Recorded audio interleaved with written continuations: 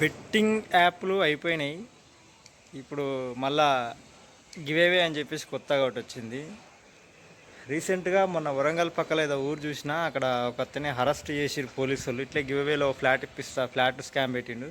2000 కట్ట, 1500 కట్టండి ఫ్లాట్ సొంతం చేసుకోండి అని చెప్పేసి ఫ్లాట్ పెడితే అతన్ని అరెస్ట్ చేసిరు. మీరు కూడా గివేవేలో కార్లు బైకులు పెడుతురు, కానీ ఇక వాళ్ళవి ఎక్కువ రోజులు ఈ పథకం ఎక్కువ రోజులు నడవ. ఈ పథకాలు ఏదో 4 రోజుల ముచ్చట్నే ఇదంతా. మళ్ళీ పోలీసు వాళ్ళు అందరూ వరుసగా అందరిని అరెస్ట్ చేసుకుంటూ వస్తారు. ఇప్పుడు ఇంకా అవన్నీ బంద్ చేస్తారు అనమాట గివేవేలు. ఇవి చాలా రోజులు నడవవు.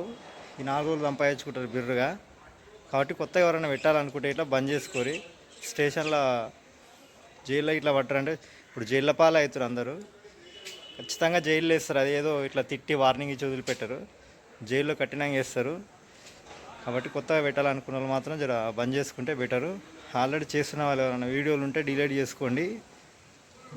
మీకు అందరి మంచి కోసమే చెప్తున్నా.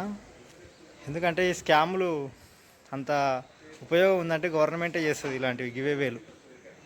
దీనివల్ల నష్టమే ఉంది, కానీ సమాజానికి ఉపయోగం అనేది ఏమి లేదు. కాబట్టి వీలైన తొందరగా బంద్ చేసుకొని బుద్ధిగా కష్టం చేసుకొని బతకండి, కష్టపడి సంపాదించుకోండి.